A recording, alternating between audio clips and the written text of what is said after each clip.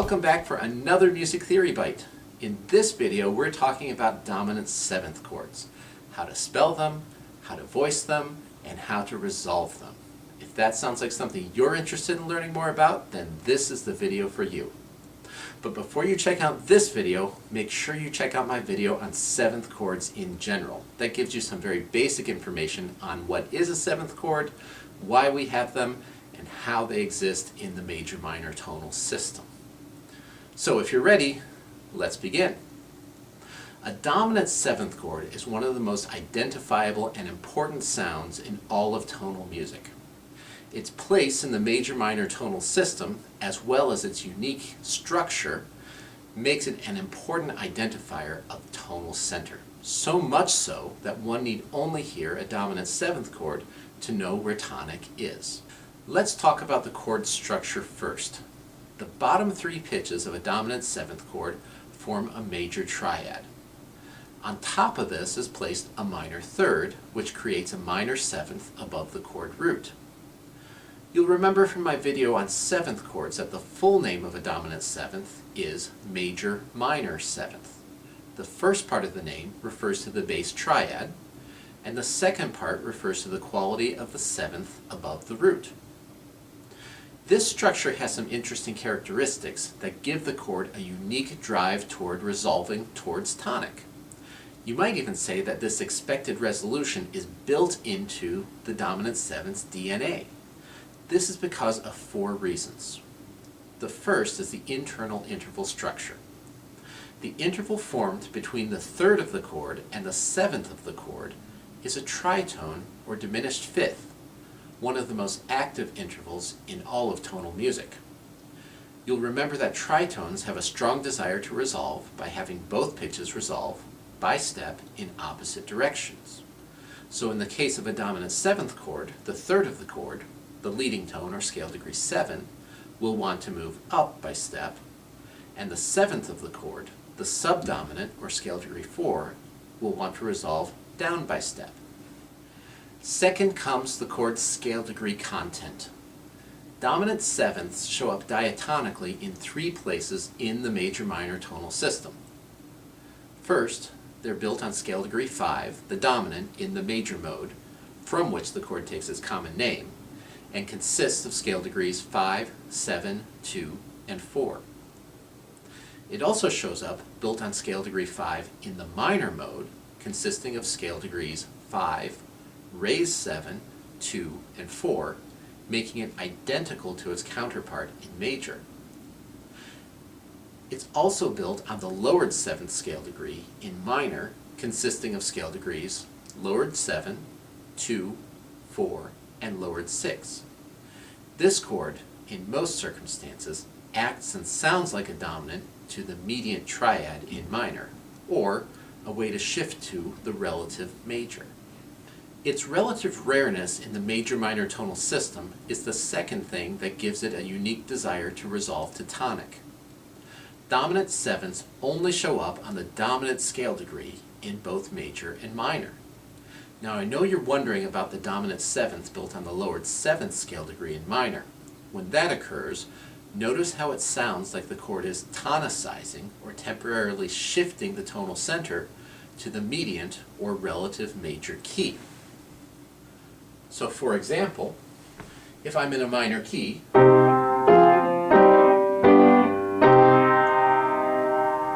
and I play the dominant 7th chord on the subtonic, its natural resolution takes me to the mediant or the relative major. The third way that this chord's expected resolution to tonic is built into its DNA has to do with its scale degree content. Remember that the most active scale degrees, the ones that have the strongest desire towards resolution, are found next to the minor seconds in the major and minor scale. This chord has two tones which fit that characteristic. The third of the chord is the leading tone, which has a very strong desire to resolve up to tonic.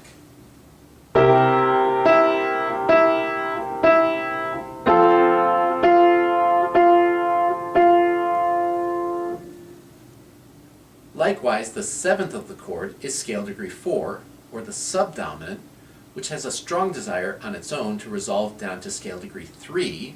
In major, that's a half step. And this is made even stronger by its position as the 7th of the chord.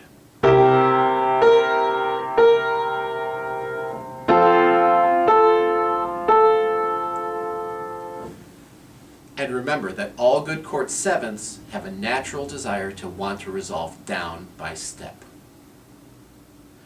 Finally, the chord's desire to resolve to tonic is built into our understanding of the expected root motion that typically happens in tonal music. The strongest type of root motion in tonal music is that of the ascending fourth, or its inverse, the descending fifth. Remember that these chords show up primarily as the dominant in major and minor, that is, the chord built on the 5th scale degree. Go up a 4th or down a 5th, and you end up, you guessed it, on tonic, the strongest type of root motion that we have in tonal music. For all of these reasons, a dominant 7th chord is really all you need to define a tonal center, because there are so many different elements of the chord which point toward a resolution to a specific tonic: the scale degree content, the root motion, and the interval structure. So, for example, if I were to play a dominant 7th chord, that sounds like this.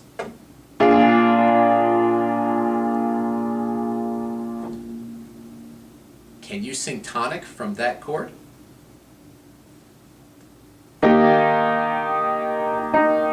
If you sang this pitch, you were correct. That also makes this chord somewhat limiting. A dominant 7th really is, in many ways, a musical promise. Once you write one, you have really limited yourself with what you can do next. You can either resolve to tonic, such as I just did, or you can resolve to the submediant in what is called a deceptive resolution. And that sounds like this.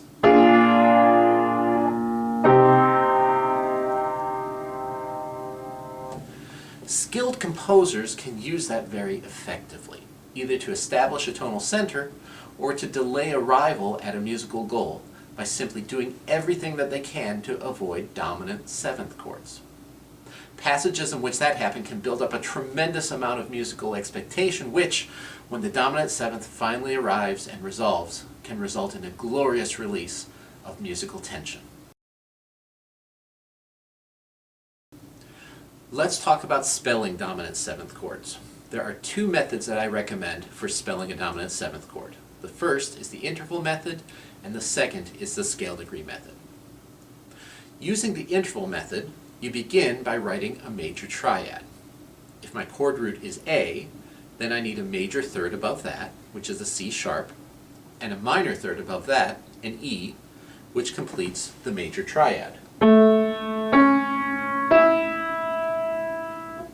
I then need to place a minor third above the triad, which forms the minor 7th between the root and the 7th of the chord.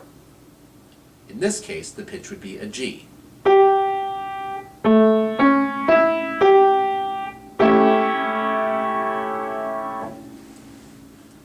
Once I know which pitch is going to the chord, then I'm ready to voice the chord.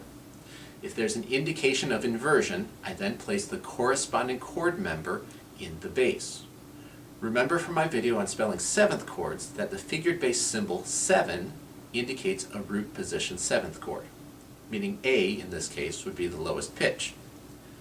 If the symbol is 6-5, the chord is in first inversion, and the third of the chord, or C sharp, would be in the bass. 4-3 indicates second inversion, with the 5th, or the pitch E, being in the bass, and 4-2 indicates third inversion, where the chord 7th, in this case G, would be in the bass. I can then take my remaining chord tones and voice them, paying attention to the rules for proper spacing. Remember to play the chord to make sure it sounds correct. Root position. First inversion.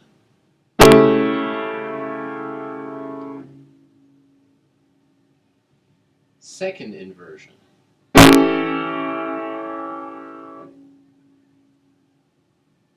Third third inversion. If I'm using the scale degree method, I treat the chord root as scale degree 5, and I go down a perfect fifth to find the name of the key. You'll be using scale degree 5 for the root, 7 or the leading tone for the third, 2 for the fifth, and 4 for the seventh. For these chords, the root is A, so going down a perfect fifth yields D. That's the name of the key. The key signature for D major has two sharps, F sharp and C sharp. There are no Fs in the chord to alter, but there are Cs, so all of my Cs become C sharps.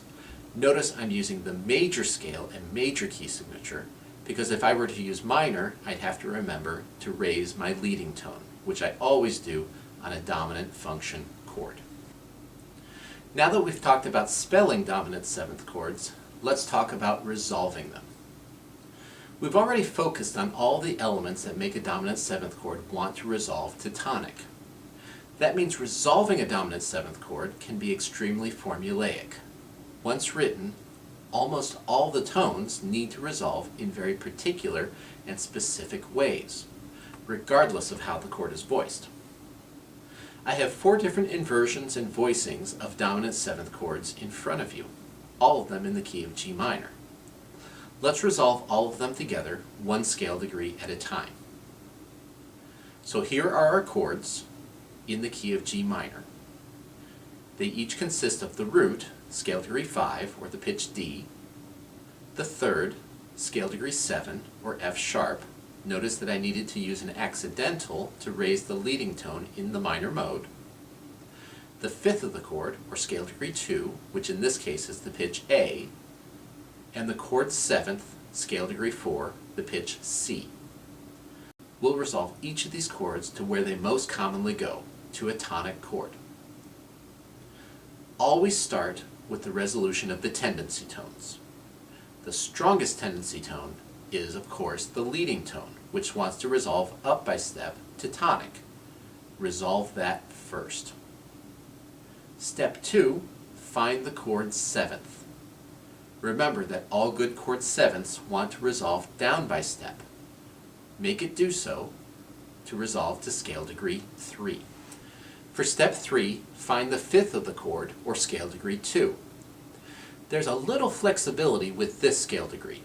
Its most typical resolution is down a step to tonic, but it will sometimes resolve up a step, creating a less common doubling on its resolution. In most cases, you'll want to make it resolve down by step.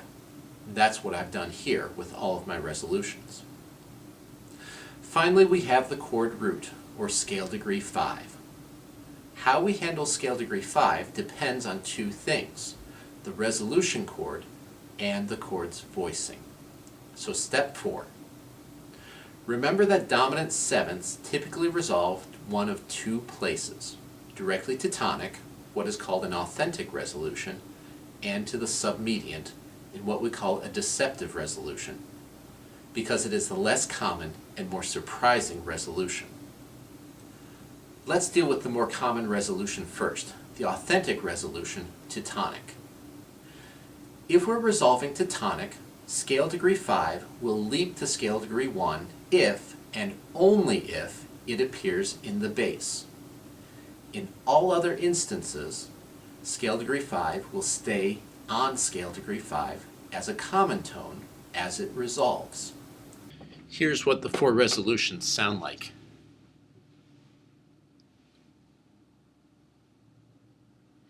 Root position,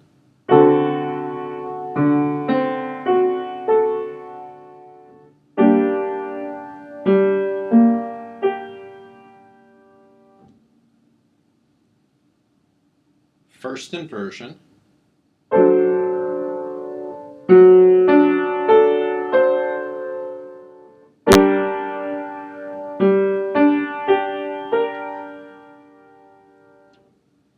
second inversion,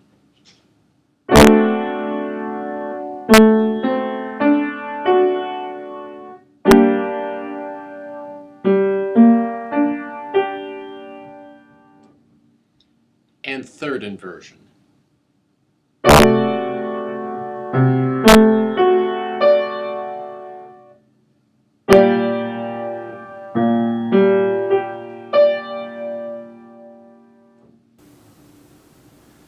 are occasions where scale degree 5, when it's in the bass, will resolve to the less stable scale degree 3, but again, that's a little bit more rare. When resolving the chord deceptively to the submediant, scale degree 5 must step up to scale degree 6. Note that when this happens, the fifth of the chord, scale degree 2, must resolve down to avoid unwanted parallel motion. Note also that this progression most commonly happens in root position, as the stepwise motion tends to get hidden if it's placed in an inner voice. Here's the sound of a deceptive resolution.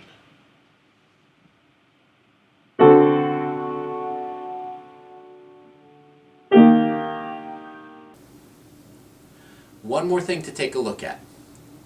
When the dominant seventh is in root position and resolves authentically, following these steps results in an incomplete resolution chord. The tonic triad is missing its fifth. You may simply omit the fifth, as the resolution still sounds complete. If you are really set on having a complete resolution chord, the leading tone may resolve by leaping down a third, but only if it's in an inner voice. If that resolution occurs in one of the outer voices, the highest or the lowest voice, the soprano or the bass, it's a little too obvious. It gets hidden somewhat by its placement in the inner voice. So let's summarize. A dominant seventh chord is very much like a musical promise.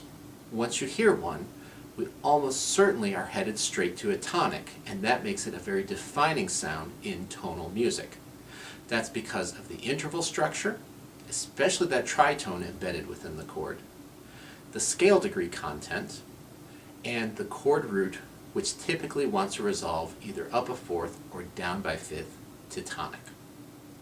Remember that we have two methods of spelling dominant seventh chords. The interval method, where we write a major triad, then place a minor third above that, which creates a minor seventh above the chord root, or the scale degree method, where we take the root of the chord, go down a perfect fifth to find the name of the key, and then apply the accidentals in that key signature to the members of the chord.